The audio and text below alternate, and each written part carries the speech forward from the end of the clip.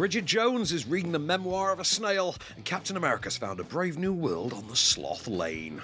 I'm Van Connor. And I'm Adam Ball, and this is Off Screen, your 7-day guide to everything movies. Boom. Groovy. So, hello and welcome back to Off Screen. I'm just going to face the elephant in the room here. Yes, I am sounding unwell. I was at work today and just started to feel a little bit, you know, when things go from, I feel all right, to within 2 hours you feel miserable, you're sneezing, you're coughing, and yeah, that's how I'm feeling tonight, if I'm quite honest with you. I have a young nephew. I've experienced this, Yeah, it's not great, so I've got a feeling that I'm going to be in bed for the rest of the week, but we shall find out how that pans out. Would you like my terrible story of the week? Like the terrible thing that fell me this week as well.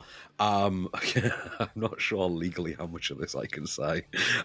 Let's just say an Olympic gold medalist threatened to, quote, cut into me. That is an actual thing that happened this week. True story. Whoa. An actual thing that happened this week. And that's all you can say legally? Legal? I don't know what I can and can't say. Anyway, yeah. So, threatening to hunt me down, cut into me, all sorts. You need to stop getting in the way of these Olympic medalists, mate. Real inspiration for the kids, that guy, huh? Or girl. It's a guy. He's not what he alludes to being, man. I kept taking his phone out in the middle of Captain America Brave New World. Anyway, alas, that's... I know that's a massive bugbear of yours when you're at screenings and people just can't sit and watch, and I'm totally with you on it. Like, if you go into a screening, watch the film. Yeah, you and I have never actually seen a film together, gone to a screening together. We did Top Gun at Kensington Palace together, I think. We did, yeah, that was good. Yeah. That was nice. But the phone goes away at the start and comes out at the end. Like, that's the rules. Exactly. Except for when we met the cast of Ted Lasso. That was Oh, I met Roxanne McKee for the first time. Yeah, you did. Banner headlined everyone. Anyway, so let's go move on from Kensington Palace to the Sloth Lane. We've got your illness, my death threats. Ted Lasso. What a week. What a week. Let's talk about some movies. Okay. Yeah, this looks fun. This looks fun. So this is the Sloth Lane. Right. I saw this. This was the third of 3 films I saw about a week ago. I think I saw Love Hurts in the morning, then Dog Man, and then this. And Dog Man, obviously, in the middle of the day was the big high watermark, you know. So I was reasonably game for a good time with this. Were those expectations met? We shall find out. This is the latest installment. I think it's the 5th film of its own little franchise, apparently, called like Tales of the Sanctuary. Or something like that. Do you know about these? Apparently No. It's an Australian like cinematic universe type thing where imagine, if you will, Zootopia, but every set of animals gets to go off and have their own spin-off movie. That's effectively what this is. So this one, the Sloth Lane, the 5th one, is about a family of sloths who lose their restaurant in, is it a storm or a tidal wave? And then have to, or a flood, and have to, move to the city where they set up a food truck selling enchiladas and tacos and things. Only for our lead character, who is the sort of tween-age daughter of this family, to find herself in a sort of Faustian bargain with this mega chef idol of hers, voiced by Leslie Jones, like the only real star in the movie, who has designs on stealing the family's recipes and is trying to coax a young fangirl into forking them over. Have a listen. This is the Sloth Lane. Hello! Welcome to your new home, familia. Delicious! I am so sick of these sloths and their delicious food. I think we could help each other if you gave me your family's recipes. What have you done? Familia, we are gonna get the boot back. Huh? We have found ourselves a snuggle of sloths. Run! This family never gives up.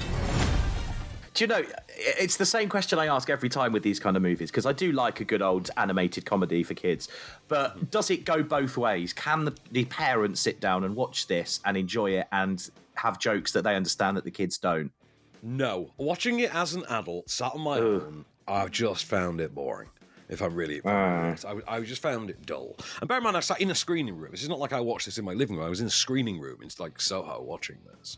And I just, this just does not measure up. So there's the animation style of it, which I understand is, it's its own franchise. It's obviously an established brand, but it still looks like an iPad game. It's a sort of storytelling of it. Basically, this is the level of storytelling that I expected Dogman to be. Like, Stu's really young and has no bones about it. It's just and plays to the most basic components. Obviously, Dogman was not that. Dogman was a lot more. But this is that. This is very much a Duplo set of a movie. If you know what I mean. Like, one of those, in the same way that you don't want to sit and play with Duplo with Albert, but he gets so much enjoyment out of it. At the same time, if he put this on, you wouldn't want to sit and play with it. No. Would he love it, though? He'd love it, but it's a very insular experience. And I think given the way it looks, it has the feel of something that is meant to be watched on a tablet.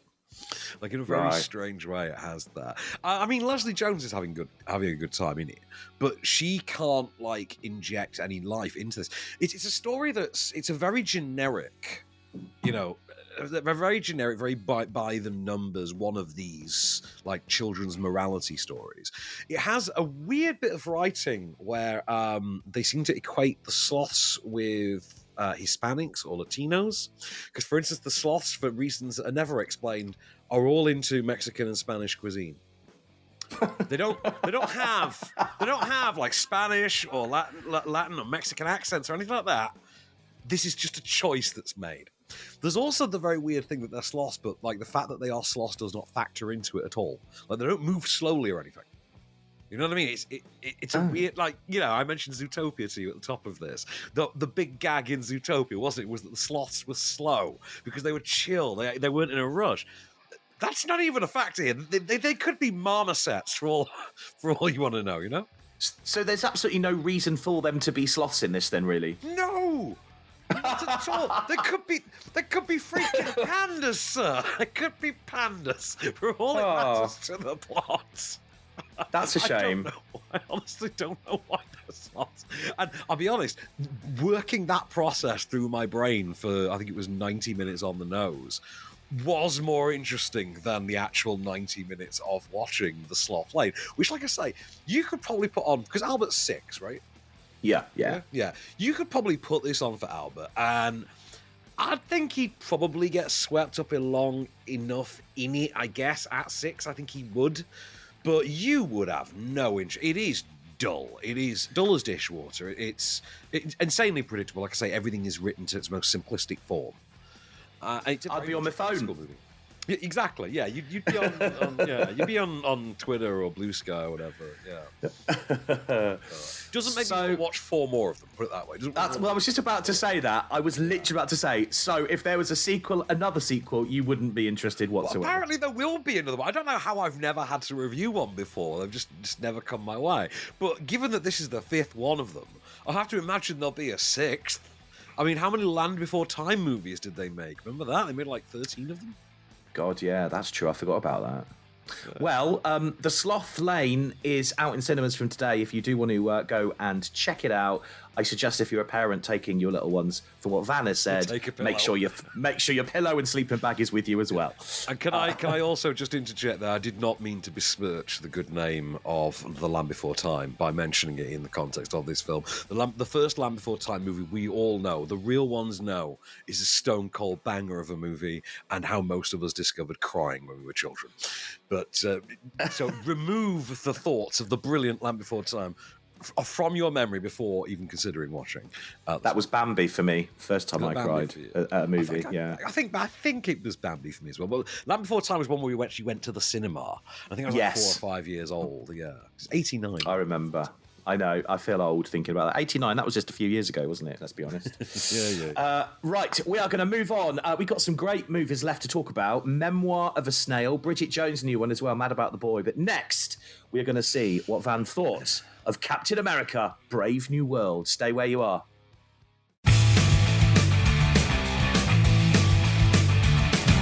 Hello and welcome back to Off Screen. All right, so Bridget Jones and Memoir of a Snail still to come, but we're going to dive into Captain America: Brave New World right now. It's back. Yeah, it's back. How up to date on the lore of Captain America are you, out of interest? My son knows more, and he's 6. Yeah. So, to be fair, I can't figure out what it is about British kids and Captain America. It's very strange. My nephew loves Captain America. Like, of all the ones, Cap, really? Okay, cool, sure, yeah. I'm the same, weird yeah. thing. Yeah, British kids and Captain America. Who knew? Anyway, okay, so this is the 4th Captain America movie following the first Avenger, the Winter Soldier, and Civil War. This is the first to not star Chris Evans as Cap.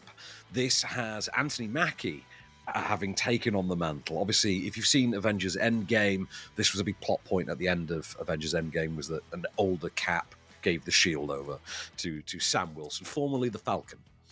Now, in the interim, since then, we have had the Disney Plus series Falcon and the Winter Soldier, which is basically about the character's transition into, adopting this mantle, about what it means to wear the shield and things like that, and especially what it means that he is a black man. Putting on that costume and carrying that shield, what that means and what that says in the 21st century. Which, wow, what a movie to release, month after Trump takes office. Huh? Like, when you think about it, that's kind of weird. So, I mean, if the villain of this was the president, that would just be, oh, wait a minute. Anyway, so that's all the plot. So, don't start me off. Yeah. So, formerly Falcon, Sam is now Captain America. Right, Captain America has wings now, emphasizing the eagle element of the iconography, but obviously a falcon. So we have Captain Falcon of sorts, and he finds himself brought into the White House by now President Thunderbolt Ross. So he is the character who had previously been played by William Hurt. So William Hurt passed away 2 or 3 years ago now. He had always played this character. He started off in The Incredible Hulk, turned up in Civil War, Avengers Infinity War, and Endgame, and I think Black Widow as well. He was originally the character who was chasing the Hulk and has sort of become the government stooge that they always have to deal with in the years since. He was the Secretary of Defense last time we saw him. He is now the President, and he's also now Harrison Ford, because they needed to recast in the wake of William Hurt's passing. Harrison Ford, who literally gets a roadie-style intro, which is, look, they said, lose the mustache or lose the election, so deal with it. In the same way that Don Cheadle at the start of Iron Man 2 says, look, it's me, I'm here, deal with it, about his recasting. So it's nice that they're keeping that little tradition alive. Yeah. Anyway, so the president asks Sam to help him reform the Avengers. He likes what Sam's been doing as Cap. He thinks they can work together, they can form a new united front together. And he especially needs Sam to help him take out a group of terrorists who are threatening to undermine treaty talks over the celestial Tiamat. This is where it gets a bit funny. Have you seen The Eternals? No. Right. At the end of Eternals, a giant celestial starts to come out of the earth, and they freeze it in place so there's only a bit of the head and a bit of the hand. And it turns out that by freezing it in place, by changing the matter of it, what they've done is they've created adamantium, which every comic book nerd will tell you is the stuff that's going to get put into Wolverine's, bones, coat his bones. And the president is adamant that America needs to have this. They're threatening to go to war with Japan over it, and these terrorists who are stealing samples of adamantium are undermining the process further. So New Cap sets off on a mission to capture the bad guys and protect the peace. However, all is never as simple as it appears to be, and there may, in fact, be an unheard of leader behind the scenes. Have a listen. What you've accomplished has given me reason to reconsider, which is why I want you, Captain America, to help me rebuild the Avengers. The Avengers? Yes, sir. Oh, with all due respect, sir, when you passed the Sokovia Accords, you tore the Avengers apart. Why the change of heart? I represent all Americans now. Hell, half of them wouldn't even be here without the Avengers. The country needs this. And when we disagree on how to manage a situation, what happens then? Figure it out together. I think what I want to know, and what anyone else who is following Captain America would want to know is it worth the hype? No. No, I would say, look, academically, it's about as good as Black Widow, and it's quite comparable to Black Widow as well. It's another one of those sort of what feels like it could be a 2-part mid-season Agents of S.H.I.E.L.D. Storyline. Like, it has that kind of feel about it, in the same way that Black Widow did. It is far and away the weakest of the 4 Captain America movies. Now, I don't want that to sound like I'm saying it's a bad movie. It's not. There was stuff in it I really enjoyed. I had a good enough time with it. I'll watch Anthony Mackie as Sam Wilson forever. Like, I think he's great fun. I think he's very well cast. There's a couple of little cameos in there that are quite neat. One of them is the most glaringly obvious one you could possibly imagine. Like, it's meant to be a surprise. Like, I was kind of just expecting this, if I'm honest. It was that I really went full Mohammed on. No. But I mean, the stuff in it, obviously the big selling point here, I think, actually is Harrison Ford. It's Harrison Ford having a good time getting to go full grump. Like, he goes full grouchy as Thunderbolt Ross because the character is like that, and obviously so historic. He's good at that. Harrison Ford. Yeah, Harrison Ford is good at that. So him playing the sort of crotchety president, it works very, very well. I will say, though, that the film has been destroyed by its marketing. And in a way that, and I know other critics have commented on this, like, anecdotally with me, but it's been done in a way that you can't believe that the same studio that, marketed and then released Iron Man 3 did this. Because you literally can. Well, I think there is one specific trailer you can watch in which it does literally give you the exact movie. Like, point for point, plot for plot. Like, everything about it has been ruined by the marketing. There's really no surprise to it. I hate it when they do that. Yeah, there is also, and I don't know what's actually happened. I just want to say, there's a returning player from the Marvel mythos brought back into this. Someone who has not been around in more than a decade in the Marvel universe. And I'd always wondered, where is that person? And that person shows up here. And I can't tell if they've de-aged them or if they've used, like, CG blur filter or something. But they look like they've been CG'd into the scene. It doesn't look like they have actually gone and hired this person. It looks like they have literally created an AI double of this actor. And it's like, why have you, what? And it's only like a little, like, single cameo, like a couple of lines. Oh. Yeah. It has one of the most antagonizingly uninteresting post-credit scenes of any of these. It's kind of short and to the point. It's about 1 hour and 58.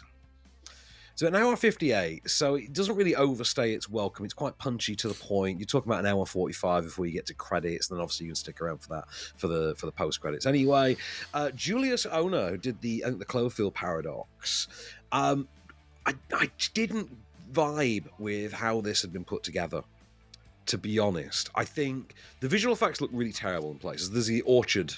The sort of lily orchard that they have the Red Hulk fight in. You can see it in all the marketing. And it really just looks like they shot it against a green screen. Like, you really couldn't just find some trees. You literally, you couldn't find trees by a road. This was something we had to CG in. Okay, fine.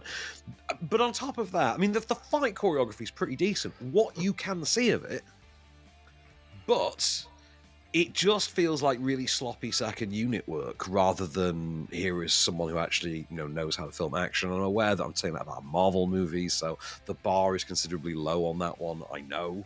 But again, Captain America the Winter Soldier exists, and the fight choreography, the fight scenes in that were amazing. You remember the Cap and the Hydra guys and the lift? Oh, yeah. That was a fight in a lift.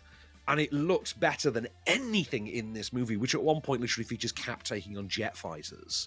And yet none of it is as engaging or interesting as like that. Is this a budget thing? I don't know, because apparently it's about 180 mil to put together. Oh. Which is quite decently cheap for one of these. I don't know why they should cost that much in the first place, but there you go. But it does feel like you made Falcon and the Winter Soldier 2, and then for some reason, rather than putting it onto Disney Plus where it belongs, you put it in, you just hired Harrison Ford and put it in cinemas. I will say, if you're a fan of Falcon and the Winter Soldier, it's a serviceable follow-up. Doesn't add anything particularly to it. I found it a very 3-star, very mid affair. I actually found the score kind of annoying to it as well. You could hear it in the clip actually there, where it's constantly trying to drum up this sense of paranoia where there isn't any. And yeah, just this feels very flat. It feels very on par with Black Widow. To be fair, like that's where I would say with it. It's about as good as Black Widow. Well, the big question then: has Captain America had its day? No. Captain America's it's like Superman. It's just about what you do with, what story you want to tell with the character. There's always stories to be told. I'm sure we'll have this discussion with Superman, in a few months' time. Yeah, we will. That's going to be so weird. I don't think you're prepared for what that film's going to involve. I'm really looking forward to it, though.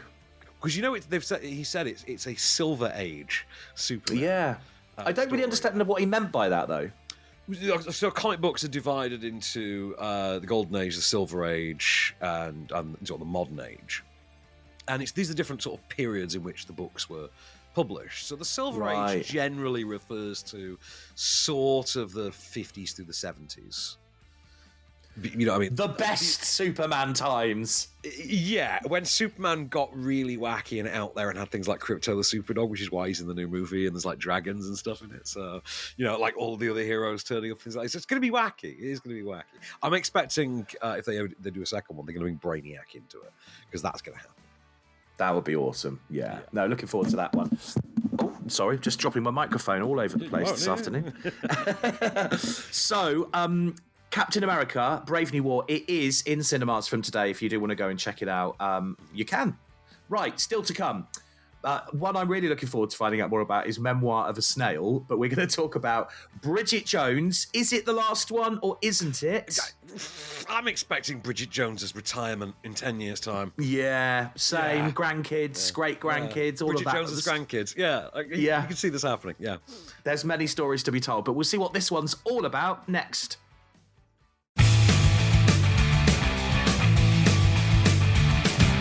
Hello and welcome back to Off Screen. We've got 2 more movies to talk about. Memoir of a Snail next, but let's dive straight in to Bridget Jones. So Bridget Jones is back. This is Mad About the Boy. I don't really know a lot about the synopsis of this one, actually. I just know that after filming this, she did come out to say, this is the last one, I think.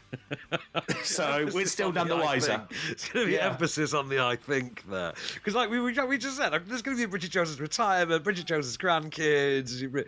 It's a mad one. Anyway, so this is the 4th one. And every single time I say to someone, I mention that it's the 4th one to someone, their reaction is nearly always, wait, there was a 3rd one? I'm like, yeah, the Bridget Jones's baby one. Oh, I thought that was the 2nd one. Turns out, and I didn't realise this, nobody remembers Bridget Jones, The Edge of Reason, which I think was about 2004, 2005, I want to say. Yeah, it was pretty soon after the original, the first one, I think, wasn't it? It wasn't like long, a couple of years. It was only a couple of years, yeah. Anyway, so status quo at the start of this movie. Bridget Jones now has 2 kids. 2 relatively young kids, a boy and a girl. And obviously they are the children of Mark Darcy from the from the previous movies, Colin Firth's character, and he's dead. He died. He's not around anymore. Oh, so Bridget is a widow now. She's Widow Jones, and having I think we're told it's a year or 2 since he passed, and it's about that point when she's now starting to rediscover her life. She wants to rediscover her actual life, including as her pediatrician friend Emma Thompson tells her, go in and getting laid. This leads her to basically find herself caught between 2 potential love interests, because of course. How often does that happen to Bridget Jones? She's got 2 love interests this time around. One is this hunky, young, park forestry type worker, played by Leo Woodall, who's who she has a sort of May-September kind of thing with. And the other one is her son's teacher, played by Chiwetel Ejiofor, who's much more her own age, but is a bit of a stiff. Anyway, have a listen. This is Bridget Jones, Mad About the Boy. Bridget, you're a widow with 2 wonderful children. My advice to you is put your own oxygen mask on first. You just have to get laid. Shaz is right. Oh my God. It's been 4 years now. You're effectively a nun. A very, very naughty nun. I've set you up on Tinder. What's Tinder? Mummy! Mabel stuck up the tree! We're going to die! Everything all right, Mrs. Darcy? Oh my God. Hiya. I've climbed a magical man tree. Hello. Did you see the viral video in the week, last week I think it was, where so many, millions of people couldn't believe that she was American because her English accent is so good? I thought that was hilarious. Yeah. I think she sounds dreadful. Oh. No, I mean, right, so it's not the weakest of these movies. It is the second weakest, because obviously the second one is pretty rote. I don't think this quite has the zippy charm of the third one.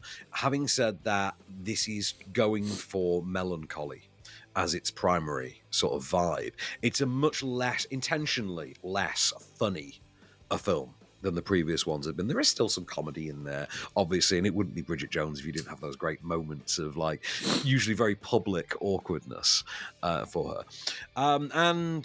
You know, Renee Zellweger kind of just steps effortlessly back into it. I'm not saying she's any good at it. She's as good as she's always been. Like, I don't get the performance at all. Every time she returns as Bridget Jones, I just find myself looking at thinking, what is this character? Like, why is she this? Ignoring the fact that she seems to permanently be intent. I know Renee Zellweger has quite narrow eyes, but she seems to be intentionally squinting, whilst moving around like she's Emma Stone in Poor Things.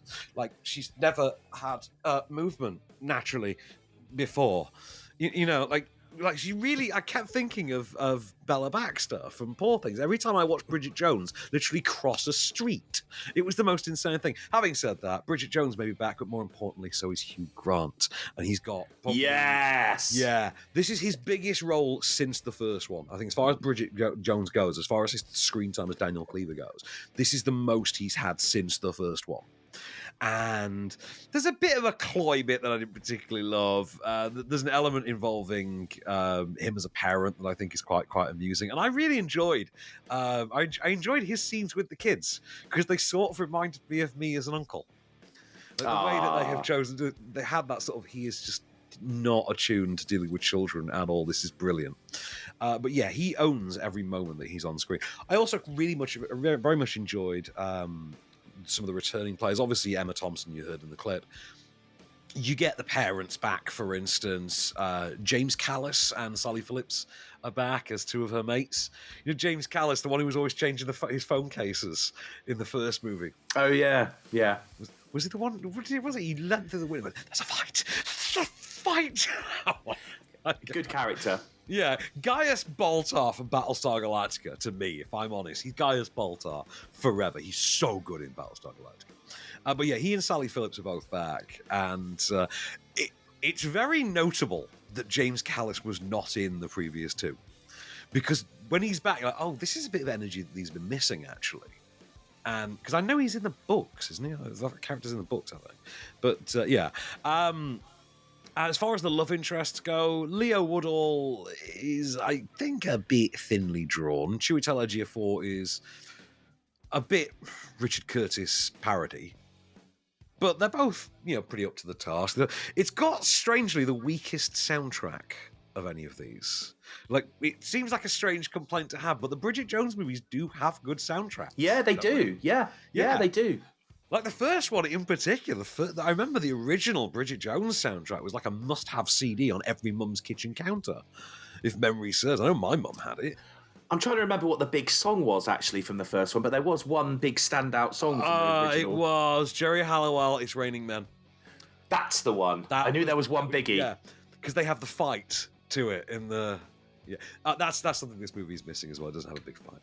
I need a big girly fight, like what Hugh Grant and Colin Firth have in the first one. Incidentally, by the way, I'm making it sound like Colin Firth obviously is not in the movie. Colin Firth is in the movie, and not just through archival footage. He is a presence in the movie. Like he sort of appears to her in sort of vision form, and then obviously disappears. And then would obviously, when you're waiting for someone to open the door, for instance, we see the pair of them standing there together. Then we see the front door open, and he has disappeared, for instance, to exemplify the absence, in her life. And it's done quite well.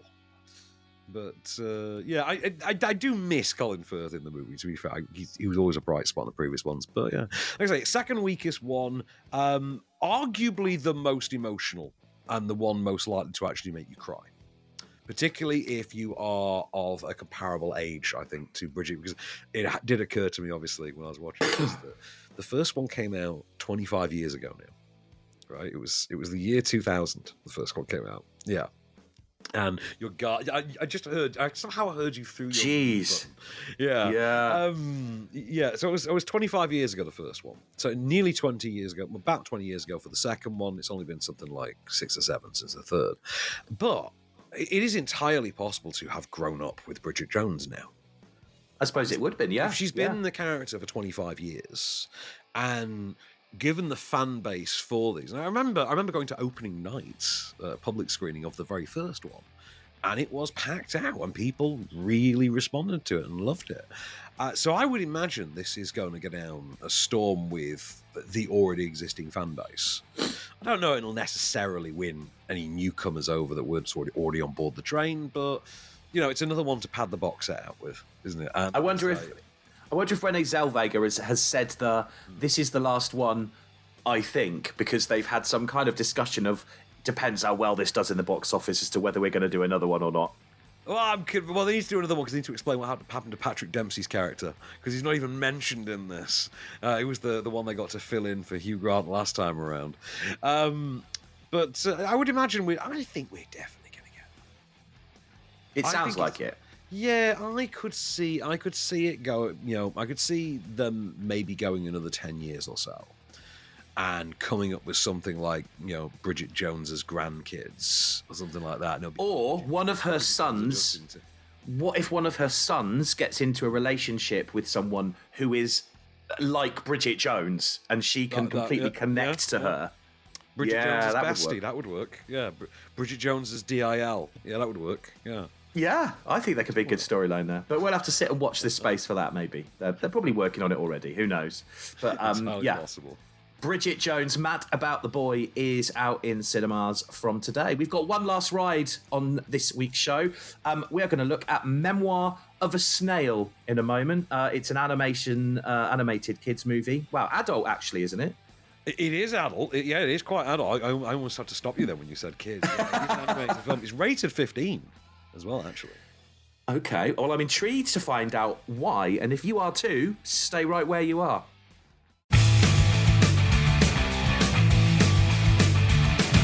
Hello and welcome back to Off Screen for one last ride. We are going to dive into something that I would probably say doesn't come around that often, and that is an adult animated movie, Memoir of the Snail. Memoir of a Snail, actually. And it's not... The weird thing is, you would imagine then the main character of the movie is a snail. Because I hadn't actually heard of this until it got nominated for the Oscar. It got nominated for Best Animated Feature a couple of weeks ago, the Oscar nominations. And I, from the image, the one image I saw, mistook it for Marcel the Shell with Shoes On. Oh, yeah. And they made a follow-up to Marcel. Oh, cool. Okay, I'll watch that. Anyway, it's here. It is not the memoir of a snail. It is the memoir of a young woman who hoards snails, who collects snails. Her name is Grace Pudell, and she is a very melancholic, sort of oddball, recluse kind of a woman, very shy. And as a child, she's one of a pair of twins, and they are separated as kids, and they basically grow their life, live their lives apart. And he's about the emotional journey as she tries to reconnect with her, long estranged, long lost brother. All the while, just playing with her snails and going about her life. It's got an amazing cast that includes, which also involves the best friend she forms in terms of the sort of woman who takes her in. The woman who takes her in and raises her in the as a result of negligence or foster parents. It is quite Tim Burtonian, actually, in terms of its very dark and very silhouette-y and very sepia tone. And I want to point out by saying that I do mean very much like the work of Henry Selick, not the work of Tim Burton. I just said that as a shorthand for you.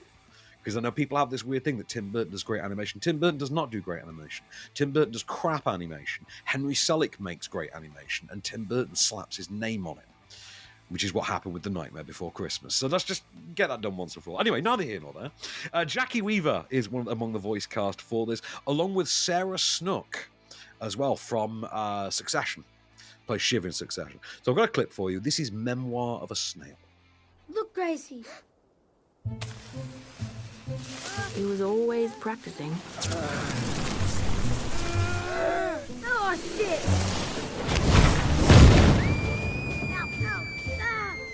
And often burnt himself. We got little scars from the sparks. And when we put our arms together, they formed a face. Oh, look, Gracie. It felt great when we did this. Our feelings aligned.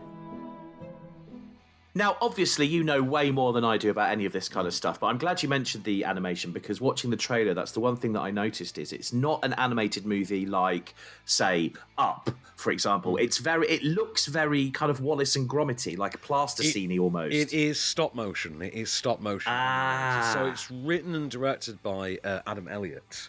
Australian filmmaker, as you can hear from there is a very Australian tone that goes through all of his work. Did is it Merry Max a few years ago, and is one of the sort of big names of sort of stop motion movies now. Right, like you would mention him in the same sort of conversation as Nick Park now.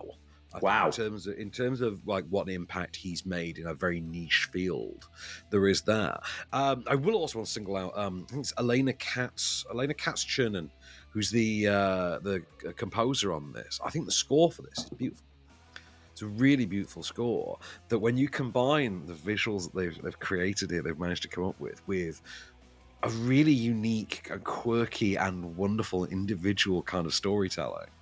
The tale that's being woven, it's very macabre, but at the same time it's very sweet. You've got that look that sort of puts it where it will feel sort of familiar to fans of like The Nightmare Before Christmas, Henry Selick's work, like Coraline, things like that. But that score as well, powering through it, and that voice cast, I think leaves this something really tremendous. I don't think it deserves to win Best Animated Feature because The Wild Robot exists, and I'll be damned if I'm ever saying there's a better animated movie this year than The Wild Robot. I agree. You're with me on that, I'm sure. Although Migration comes a close second for me. Oh God, you and Migration. Yeah, that's your child, like, brainwashing. That's what it is. They've worn you into submission. Yeah. What's happened? Albert has basically bludgeoned you to death with Migration, I'm sure. Seen it about 20 times, so yeah, you're probably right. You must have, I'm sure. I think I've only seen it. I think I watched it twice. I watched it because of my ex's kid for the second time. But It's epic. She had it on all the time. I just prefer to watch National Lampoon's Vacation.